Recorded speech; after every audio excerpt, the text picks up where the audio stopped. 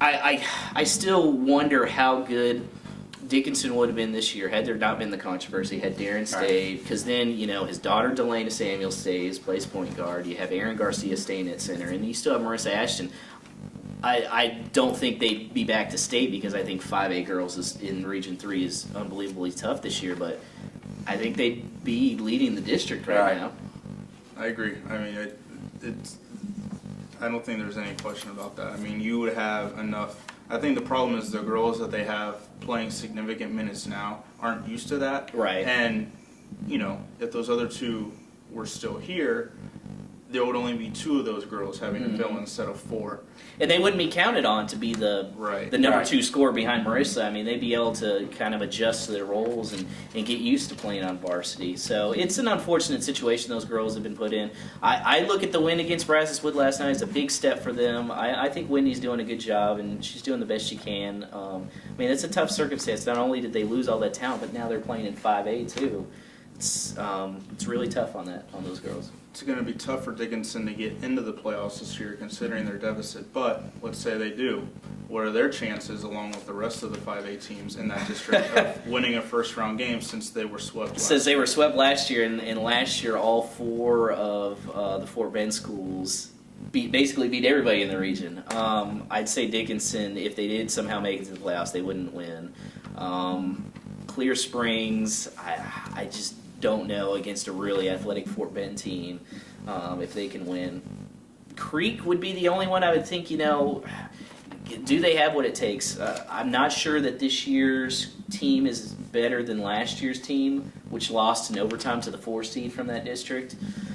But, I've talked to our buddy Wes Swift, who's out there at the Fort Bend Sun, and he said, the top or the bottom 2 teams that are likely to make the playoffs in that district aren't as strong as they were last year. So that kind of gives me hope a little bit that, maybe Creek can bust through and win one of those games. But it won't be a long playoff run. I mean, let's face it, the 5A stacked this year. I mean, you have Nimitz, you have Bel Air, you have Cy-Fair still. I mean, it's loaded in 5A. So really 4A is where we're going to be looking for any playoffs. Yeah, I really think so. Like, I think maybe Creek can win a game or 2, but that would be about it. Just some advice to the teams in 24 5A: don't finish 4th, because then you got to go against Kelsey Bone and Fort Bend Dulles, and good luck. That's a tough road right there. That's for sure. Yeah, it's not good. But what are the chances for Friendswood and Lamarck in the playoffs? Lamarck's a team that I could see them get going and win a game or 2. I don't think they could make it to regionals just because they are so young. They still make mistakes, and they really are built around Jaleesa Allen. They're a really talented junior post player. And whenever she's in foul trouble, they kind of struggle. It basically becomes, okay, let's get it to our freshman star in the making, Jessica Palmer. Let's see if she can make something happen on an isolation play. I still think they're definitely talented enough to win a game or 2, but that's probably about it for this year. Now, next year, that's a team I think can really be on the rise. Friendswood, there's absolutely no reason to think they can't make it to regionals. And, once you get there, okay, well, let's see. I mean, the only game that they have lost to a 4A team is to Angleton on the road, which only lost to Dickinson at home last year by 2 points. So, I mean, it's a tough place. It's a tough place to play. I think that, especially now, they have the chance to really build some momentum. If they win out, they'll for sure be the number 1 seed in that district and can absolutely get to regionals. Whether they can get to Austin, I don't know. I'm not exactly sure how tough some of the other HISD schools are.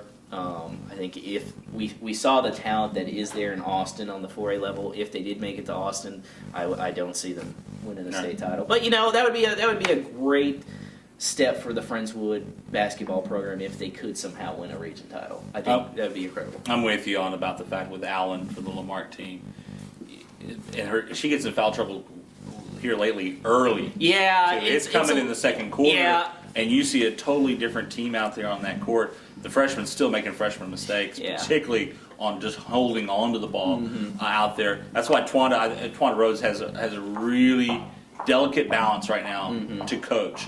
for the rest of the half of the district season, because when you've got a player that's that good, who I mean, everyone crashes down on her. Yeah, she can flat out take Right. over a game, but she's so much bigger and stronger than everyone else in the post in that district that it's easy for her to look like she's bullying somebody around Right. and to get those ticky-tack fouls. And I think that's where she gets it, right? Because she is so much bigger than everyone. Right. And one against Santa Fe, the game there, twice it was not her making the foul, but the referees called it anyway because I think the little girl was against her was like 4 foot tall, Right. you know, and that was.